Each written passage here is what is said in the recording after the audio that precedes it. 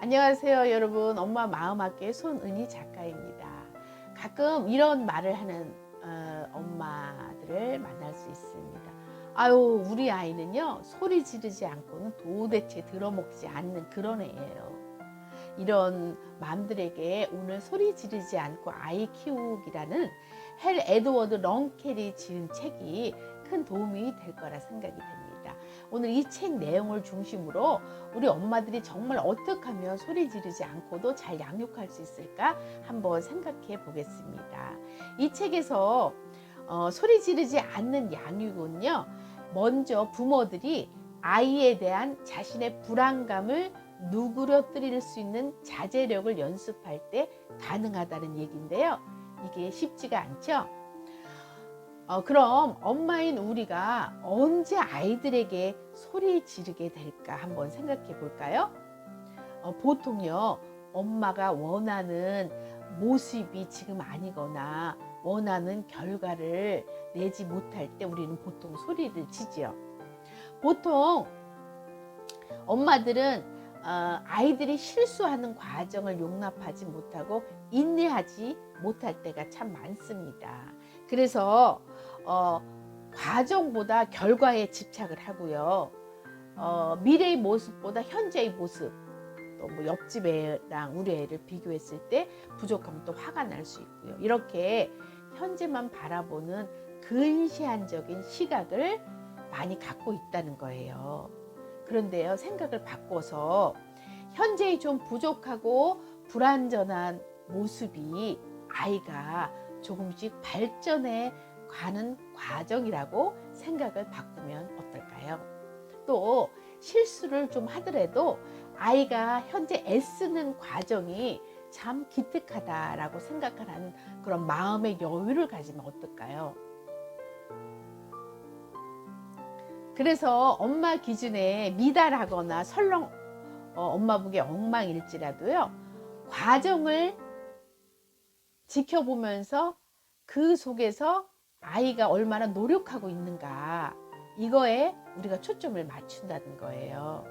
그렇게 하면 우리가 좀 여유로운 마음으로 소리 지르지 않고 아이를 더 잘 키울 수 있을 거라고 저자는 말하는데요. 이건 물론 한 번 결심으로 잘 안 됩니다. 그래서 엄마로서 계속 이제 노력이 필요한데요. 그렇게 노력하다 보면 가정을 이끄는데 가장 중요한 엄마로서의 차분한 권위를 행사할 수 있는 그런 마음이 될 수 있다는 것입니다. 또 우리가 아이들에게 소리 지르고 잔소리하고 싶을 때 기억하면 좋은 말이 있는데요.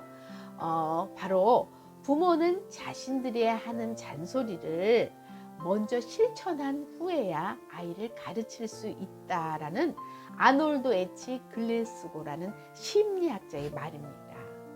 우리 엄마들은요, 때로 자신도 제대로 실천하지 못하는 일들을 아이에게 강요하고 소리칠 때가 많다는 거예요. 예를 들어서, 야, 제발 좀 운동하고 체력 좀 키워라. 그렇게 골골하지 말고. 이렇게 하면서 엄마는 운동하고는 전혀 상관없이 늘 침대에서 뒹군다고 생각을 해보세요. 또, 야, 제발 책상에 앉아 붙어 있으면서 좀 끈기 있게 공부 좀 해라고 소리를 치면서 엄마는 TV 보고 쇼핑하고 이러느라 공부하고 책 읽는 거하고는 담을 쌓고 살고 있다고 생각해 보세요. 아이들에게 설득력이 없겠죠? 그래서 아이들에게 운동해라, 공부해라 말로 하는 것보다 엄마가 책 보는 모습, 엄마가 운동하는 모습을 보여주는 게 더 훨씬 설득력이 있고 아이들이 보기에 배울 점이 있다는 거예요. 그래서 우리 맘들이 아이들의 어떤 잘못된 행동, 그리고 내가 보기에 마음에 들지 않는 행동을 지적하기보다 그것을 보고 먼저 내가 감정에 휘둘리는 자신을 먼저 자제하는 능력이 필요하다는 것입니다. 그래서 이 저자는 이렇게 이어갑니다. 부모로서 주도권을 쥔다는 건요, 아이에게 권위적으로 소리치면서 통제하는 게 절대 아니라는 거예요. 아이 스스로 동기를 갖도록 격려하는 것이 아이에게 정말 주도권을 행사하는 것이라고 말합니다. 무슨 일이 있어도 소리 지름으로써 아이에게 복종을 강요해서는 안 된다고 주장하는데요. 그런 이유는요. 그렇게 소리 지르고 복종을 강요하는 양육법은요. 몇 번은 통할지 몰라도 장기적으로는 아이와의 관계에 재앙의 씨를 뿌리는 그런 결과를 초래한다는 거예요. 아이는 소리 지르는 부모 앞에서는 순간적으로 복종할지는 몰라도요. 내적으로는 반항심만 키우고요. 이거는 관계를 더욱 악화시켜 가기 때문에 그래서 자식이 원수가 되기도 하잖아요. 그래서 우리 엄마들이 먼저 아이 행동을 보고 감정에 휘둘리는 그런 거를 잘 컨트롤해 가는 연습을 해갈 때 집안에서 차분한 권위자가 될 수 있고 그런 엄마가 더 큰 영향력을 발휘할 수 있다는 거예요. 그래서 불안감으로 가족들과 회피하고 싶은 그런 관계를 만드는 대신에 불안해하지 않고도 영향력을 행사해 갈 수 있고요. 그런 차분한 영향력은 아이들의 마음을 움직여서 부모에 대한 더 깊은 신뢰와 존경심을 불러일으키게 된다는 겁니다. 그러면서 저자는 이렇게 강조하고 있어요. 아이의 성장 과정에서 가장 중요한 요소는 부모가 계속 성장해 가므로 아이와 차분하게 교감해 갈 수 있는 관계를 지속적으로 만들어가는 것이다. 그러려면 부모 먼저, 엄마 먼저 정신적으로, 감정적으로, 의지적으로 성장해 가도록 노력해야 된다라는 겁니다. 그래서 엄마가 냉정을 잃지 않고 소리 지르지 않기로 결심을 하게 될 때 아이는 가정을 내가 좀 심리적으로 편히 쉴 수 있는 안정적이고 평온한 공간이구나 라고 생각을 한다는 거예요. 그러면 아이가 가정에서 얻을 수 있는 안정감과 평온함을 다른 곳에서 얻기 위해서 거리를 방황하는 일도 줄어들 수 있다는 겁니다. 그리고 잔소리와 큰 소리 대신 아이의 마음을 열기 위해서 인정하는 말을 하는 게 참 중요하다는 겁니다. 왜냐하면 인정하는 말은 상대의 자존감을 살려내고 서로 한 마음이 돼서 협력을 이끌어낼 수 있다는 거예요.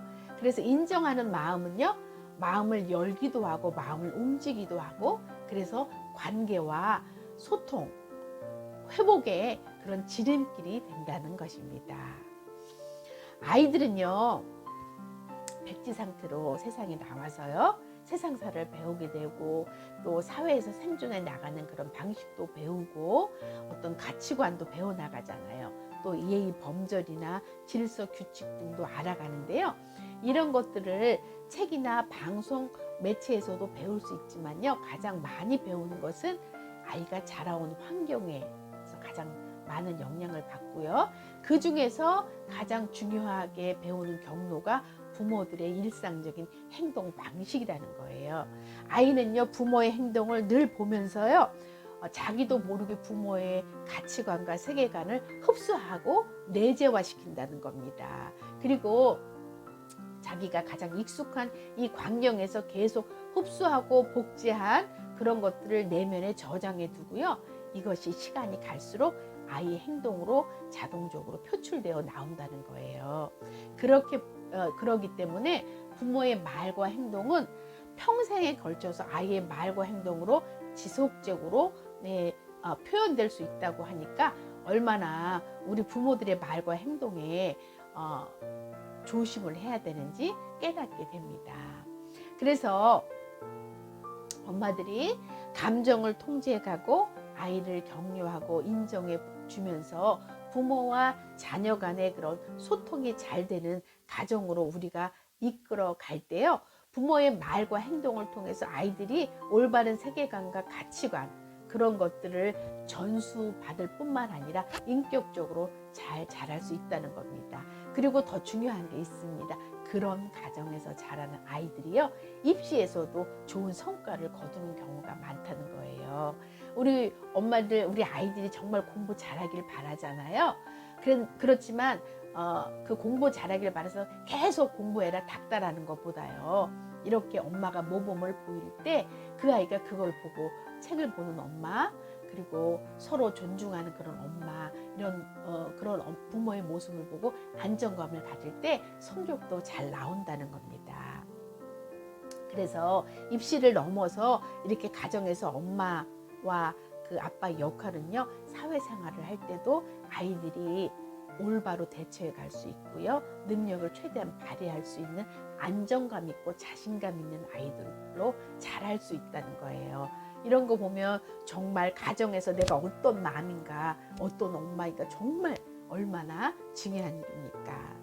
그래서 오늘은 나는 아이에 대한 불안감으로 감정을 통제하지 못하고 소리 지르는 엄마인가, 아니면 어떤 상황에서도 내 감정에 휘둘리지 않고 이걸 잘 컨트롤하면서 아이를 인정하고 격려하는 차분한 권위자로 가정을 잘 이끌어가는 그런 엄마인가 한번 생각해 보는 거 정말 중요하다고 봅니다. 감사합니다.